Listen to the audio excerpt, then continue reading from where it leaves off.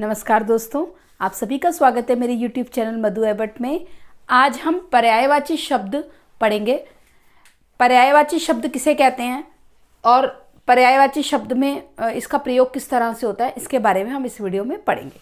देखते हैं। पर्यायवाची शब्द जो एक ही अर्थ को प्रकट करते हैं, एक ही अर्थ को प्रकट करने वाले शब्द पर्यायवाची होते हैं। इनका दूसरा नाम समानार्थक शब्द होता है। ये पूरी तरह से समान नहीं होते, इसमें बहुत सूक्ष्म अंतर भी होता है। मान लो कोई एक पर्यायवाची, किसी भी शब्द का एक पर्यायवाची शब्द है, इसका प्रयोग जब हम वाक्य में करते हैं तो कई बार ऐसा होता है कि उस शब्द का पर्याय हम वाक्य में उसकी जगह पे प्रयोग नहीं कर सकते। तो इसमें बहुत सूक्ष्म, पहली बात है कि ये समानार्थक शब्द कहलाते हैं। दूसरी बात है, ये जो पर्यायवाची होते हैं इनका प्रयोग वाक्य में जैसे दूसरी जगह पर हम करते हैं, जैसे जल की जगह नीर का प्रयोग कर लिया, वारी का प्रयोग कर लिया, आँख की जगह चक्षु का प्रयोग कर लिया।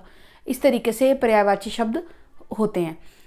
लेकिन कई बार ऐसा होता है कि पर्यायवाची शब्द जो हैं कई बार बहुत 19-20 का फर्क होता है, समान अर्थ नहीं दे पाते, जिसकी वजह से किसी शब्द के पर्याय को हम उसकी जगह पे प्रयोग नहीं कर पाते। उदाहरण के तौर पर देखते हैं कैसे।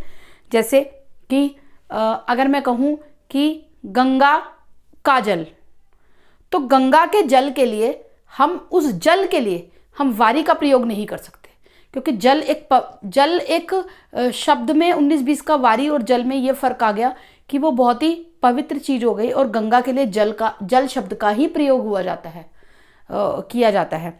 इसी प्रकार से अगर मैं कहूँ गंगा का जल के लिए वारी का प्रयोग नहीं होता है, नीर का प्रयोग, नीर बोल देते हैं पर उसका जल ज़्यादा प्रयोग में लाया जाता है। गंगा के साथ जल का ही प्रयोग होता है, जल शब्द का ही, उसका कोई पर्यायवाची हम उसमें नहीं जोड़ते। इसी प्रकार अगर मैं कहूँ कि नाले का जल, गंदा जो पानी होता है उसके लिए जल पर्याय प्रयोग नहीं होगा, पानी के बदले में जल का पर्याय प्रयोग नहीं होगा। तो और गंगा के लिए जो जल है उसके लिए किसी और का पर्याय प्रयोग नहीं होगा।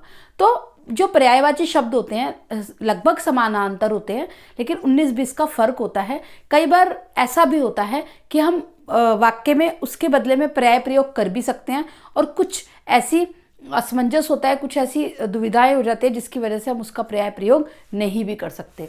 उदाहरण के तौर पर जैसे पानी का पर्याय है नीर, वारी, जल। आँख का पर्याय है चक्षु, नयन, नेत्र। ऐसे ही बहुत सारे शब्दों के अलग अलग पर्यायवाची होते हैं, और इसके 4 और हैं सार्थक शब्द जो हम अपनी अगली वीडियो में सीखेंगे। आशा करती हूँ आपको मेरी वीडियो पसंद आई होगी। वीडियो को लाइक, शेयर, चैनल को सब्सक्राइब करना ना भूलें। धन्यवाद।